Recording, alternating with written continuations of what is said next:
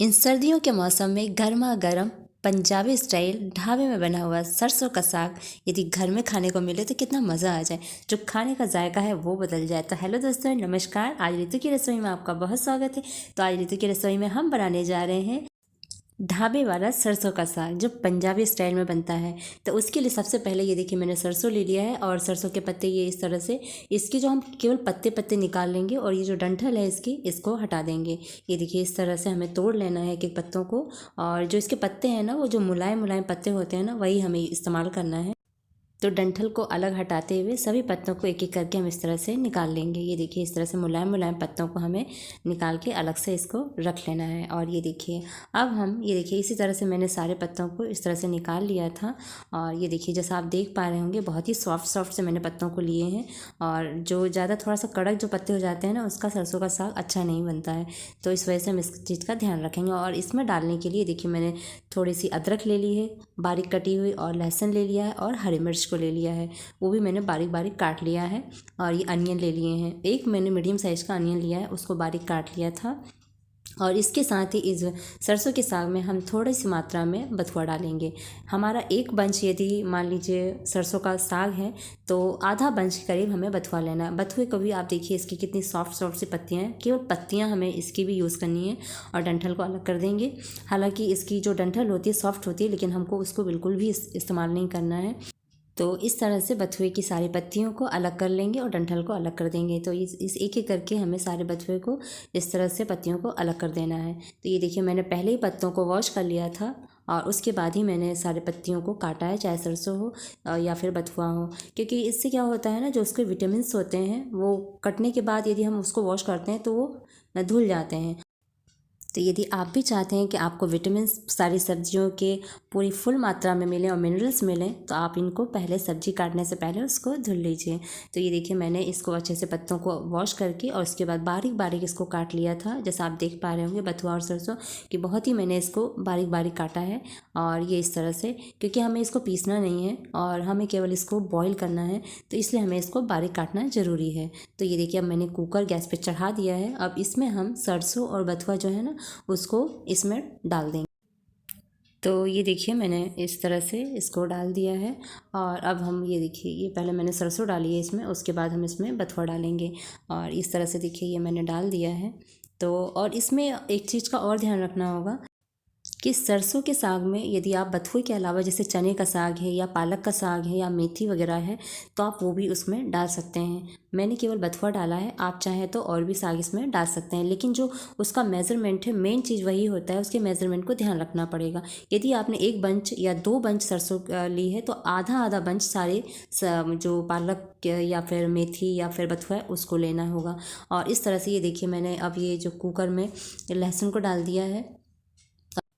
अब इसमें ये हरी मिर्च डाल देंगे। ये देखिए, आधी मैंने हरी मिर्च डाली है इसमें, और बाकी हम बाद में यूज़ करेंगे। और ये अदरक अदरक को डाल दिया है।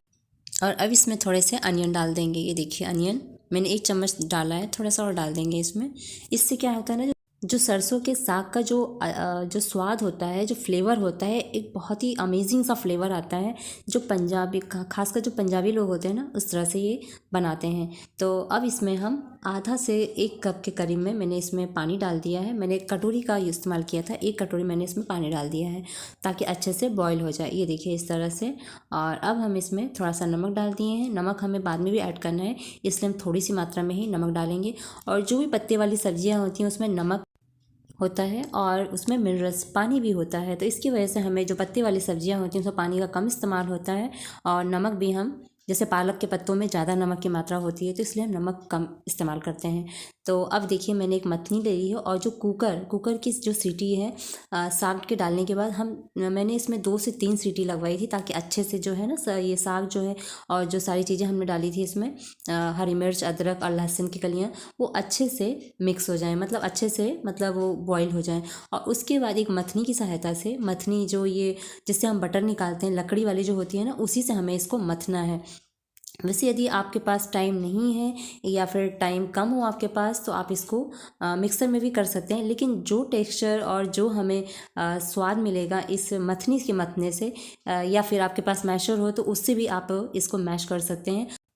तो जो इसका टेक्सचर आएगा, जो इसका स्वाद आएगा ना, वो आपको बिल्कुल पंजाबी स्टाइल सरसों के साग जो बनते हैं ना, वही आपको दिखेगा। और काफ़ी स्वादिष्ट होता है, काफ़ी टेस्टी होता है। यदि आप इस तरह से एक एक स्टेप बाय स्टेप सारी चीज़ों को फॉलो करते हैं तो आपको वही स्वाद मिलेगा। और ये देखिए, जैसा आप देख पा रहे होंगे इसका टेक्सचर कि कुछ रेशे से दिख रहे हैं और कुछ मतलब सारी चीज़ें मिक्स हुई। एक अलग सी इस साग में जब हम मथ रहे हैं तो बहुत अच्छी सी खुशबू भी उठ रही है। और आप इसको चाहे तो नमक डाल के ऐसे भी इसको खा सकते हैं, लेकिन हम इसको फ्राई भी करेंगे थोड़ा सा। और इसको आप चाहे तो, जैसे कि अब ठंडियों का टाइम आ गया है, तो आप इसको स्टोर करके भी रख सकते हैं। जैसे कि आप 2 से 3 दिन तक इसको स्टोर करके आराम से रख सकते हैं। और ये देखिए, यदि थोड़ा सा गाढ़ा होने लगे या थोड़ा सा सूखने जैसा होने लगे तो आप इसमें इसमें पानी हम डालेंगे 1 कप के मतलब आप अपने अनुसार, जैसा आपको गाढ़ापन चाहिए या फिर थोड़ा सी सूखा चाहिए तो उसी के अकॉर्डिंग आप पानी की मात्रा को बढ़ा घटा सकते हैं। तो जैसे मैंने स्टोर के लिए बताया आपको कि आप 2 से 3 दिन तक इस साग को इसी तरह से स्टोर भी कर सकते हैं। और फ्राई होने के बाद आपको जितना भी ज़रूरत हो, जब आप खाने जाएँ तो इस तरह से आप इसको छौंक लगा सकते हैं। छौंक लगाने के लिए आप चाहे तो सरसों का तेल इस्तेमाल कर सकते हैं, या फिर इसकी जगह आप घी का इस्तेमाल करना चाहते हैं या बटर का इस्तेमाल करना चाहते हैं तो आप उससे भी छौंक लगा सकते हैं।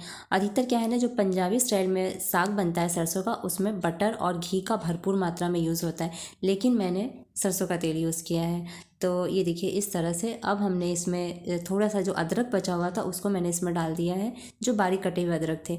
और उसके बाद मैंने इसमें प्याज डाल दी है, जो प्याज थी बची हुई कटी हुई जो हमने रखी थी उसको डाल दिया है।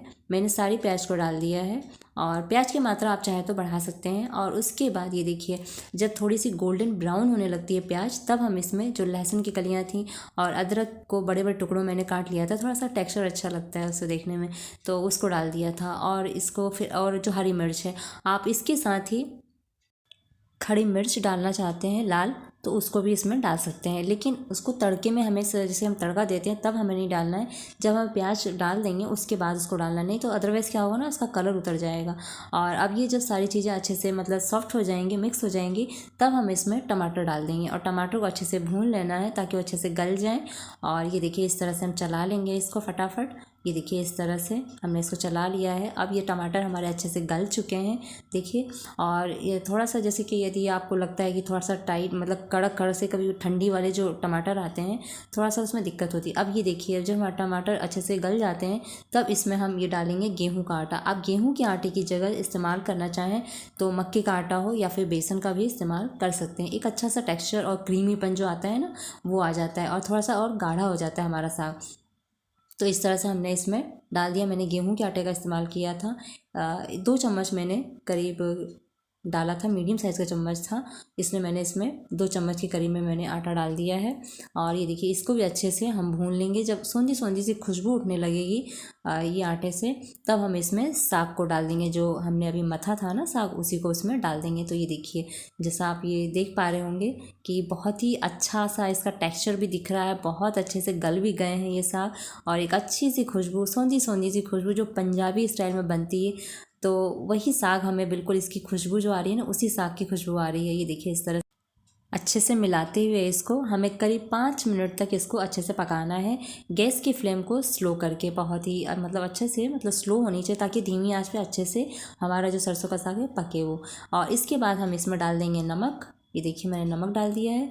और पानी का इस्तेमाल, यदि आप जैसे लगे तो कि बहुत थोड़ा सा गाढ़ा हो रहा है, तो जो बॉयल पानी करके रखा था ना, तो उसी को हमें इसमें डाल देना है। तो आप अपनी ज़रूरत के अनुसार पानी को डाल सकते हैं। तो मैंने वैसे 1 कप डाला था।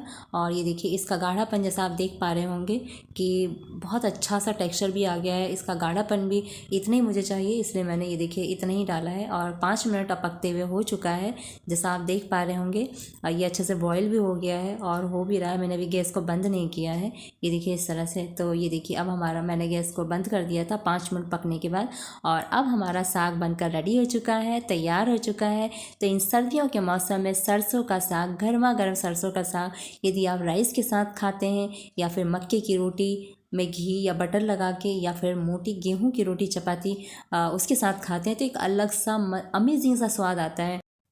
तो अब हम इसे घी से तड़का दे देंगे सरसों के साग को। तो इसके लिए मैंने कलछी ले ली है और कलछी में मैंने 1 चम्मच के करीब में, बड़े साइज़ के चम्मच से मैंने 1 चम्मच के करीब में मैंने घी डाल दिया है। और घी की गर्म होने पर मैंने इसमें थोड़ी सी मात्रा में जीरा डाल दिया है। और जो ये लंबे साइज़ में, मैंने थोड़ा सा लंबे लंबे साइज़ में भी अदरक को काटा था, तो उसको डाल दिया है तड़के में। थोड़ा टेक्स्चर देखने में और उसका फ्लेवर बहुत अच्छा आता है अदरक का। और इसमें मैंने 2 लाल खड़ी मिर्च डाल दी है। ये देखिए इस तरह से हमने तड़का दे दिया है। वाह, बहुत अच्छी सी खुशबू आ रही है। बहुत अच्छा सा ये साग है, बहुत स्वादिष्ट है, बहुत टेस्टी है। और इस साग को आप अपने घर में एक बार ज़रूर ट्राई कीजिएगा। ये देखिए जैसे मैं आपको दिखा रही हूँ, बहुत ही एक अलग सा इसका देख पा रहे होंगे आप। इसका जो देखने में जितना खूबसूरत लग रहा है ना, उतना ही आपको ये खाने में भी लगेगा। और जब आप इसको, यदि आपके पास मक्का है, मक्के का आटा है, तो आप उसकी रोटी के साथ इसको खाइएगा। बिल्कुल ऐसा लगेगा कि आप किसी पंजाबी ढाबे में बैठे हुए हैं और वहाँ से वो साग खा रहे हैं आप। तो एक बार इस रेसिपी को आप अपने घर में ज़रूर ट्राई कीजिएगा। पंजाबी खाने में मक्खन और जो घी होता है भरपूर मात्रा में, मतलब उसमें यूज़ होता है, डाला जाता है।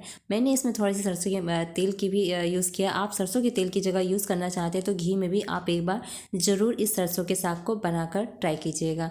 बहुत अच्छा स्वाद उसमें भी आता है और बहुत अच्छा टेक्स्चर भी आता है। और मैंने इसको मथा है, तो मथने से एक अलग सा उसका जो टेक्स्चर उभर के आया है ना, वो जो पिसा हुआ साग होता है उसमें वो चीज़ नहीं आती है। तो ये देखिए मैंने गेहूँ की रोटी बना ली थी, मोटी मोटी रोटी बना ली थी। मेरे पास मक्के का आटा इस समय उपलब्ध नहीं था, तो मैंने गेहूँ के आटे से बनाया और उसमें मैंने घी लगा दिया था। और ये देखिए साथ में, मतलब इसको जब हम खाते हैं गर्मा गर्म, एक मतलब तवे से जब वो जो रोटी है ना वो उतरती जाती है और आप इसको सरसों के साथ, साग के साथ खाते हैं इस तरह से, तो बहुत मज़ा आता है, बहुत ही अमेजिंग सा स्वाद आता है। तो इस रेसिपी को अपने घर में आप एक बार ज़रूर ट्राई कीजिएगा। और ये सरसों के साग की रेसिपी आपको कैसी लगी, कमेंट करके ज़रूर बताइएगा। और प्लीज़ प्लीज़ मेरे चैनल को लाइक, सब्सक्राइब, शेयर ज़रूर करिएगा। और मेरा ये वीडियो थोड़ा भी यूज़फुल लगे या अच्छा लगे तो प्लीज़ कमेंट ज़रूर करिएगा।